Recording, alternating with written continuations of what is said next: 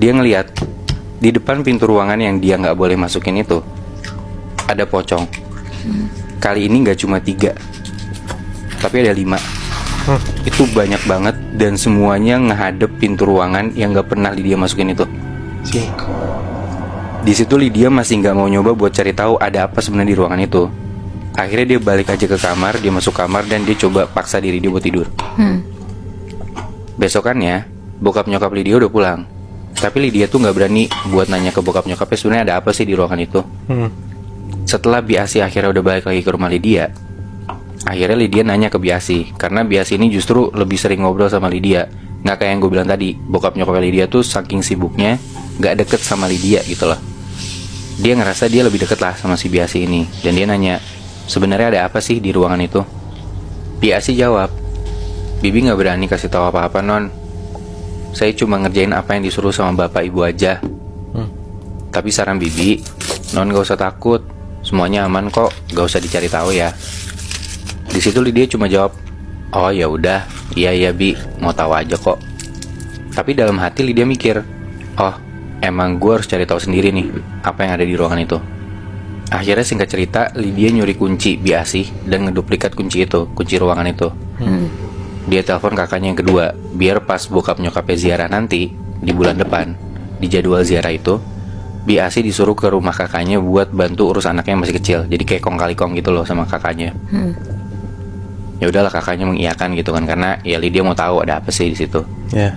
Sampailah tuh di waktu jadwal bokap nyokapnya Lydia ziarah.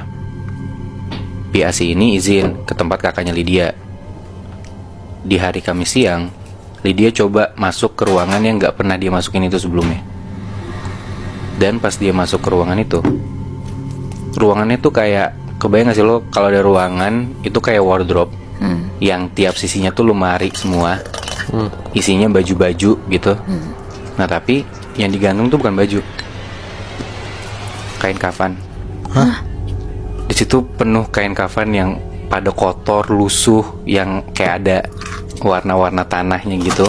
Ada yang udah robek-robek, ada yang udah kotor, rusak. Itu bener-bener banyak banget, penuh seisi ruangan. Dan di tengah ruangan itu ada meja. Di atas meja itu ada satu bungkusan kain kafan yang isinya tuh jantung ayam, jantung sapi, sama jantung kambing. Itu buat apa? Nah, di situ lo tahu kan, Nat, emang bokap nyokapnya tuh pesugihan gitu loh. Kayak bikin persembahan buat, kan tadi gue bilang bokap nyokapnya tuh punya peternakan kan. Jadi kayak itu persembahan buat bisnisnya mereka gitu loh. Dan semenjak kejadian itu, Lydia udah gak mau lagi tinggal di rumah dia. Bukannya dia takut, tapi ya gimana sih, lu ngerasa gimana ya kalau misalnya ada makhluk halus di rumah lu gitu sih. Akhirnya semenjak itu Lydia tinggal sama kakaknya yang kedua. Berarti kakak pertama dan kakak kedua udah tahu ya? Udah tahu Mui. Tapi juga tetap nggak ngasih tahu ke adenya kalau misalnya mereka tahu sesuatu kayak gitu ya? Iya benar, karena emang gimana ya Mui ya, mereka juga mungkin udah segitu gak maunya tinggal sama bokap nyokapnya. Tapi di sisi lain kakak-kakaknya tuh gak mau ngasih tahu Lydia secara langsung, biar dia tahu sendiri aja. Mungkin juga kakak-kakaknya juga udah pernah ngelakuin apa yang Lydia lakuin, ngelihat langsung di ruangan tuh ada apa gitu loh. Iya benar. Berarti persembahan mama papanya ini tuh nyambung gak sih sama ziarah mereka tiap minggu? Betul. Jadi tiap bokap nyokapnya ziarah ini, ternyata di malam Jumat itu mereka ya bukan dalam tanda kutip sih, emang gali kuburan orang. Serius? Buat ngambil persembahan itu, Nat. Make sense lagi. Iya. Gue tapi tiba-tiba kepikiran, Bi.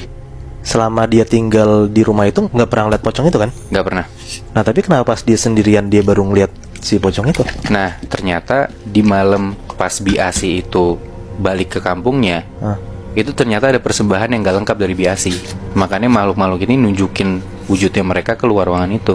Oh, berarti sebenarnya harusnya dia nggak keluar ya? Iya, harusnya di dalam ruangan itu, bahkan di malam persembahan itu juga.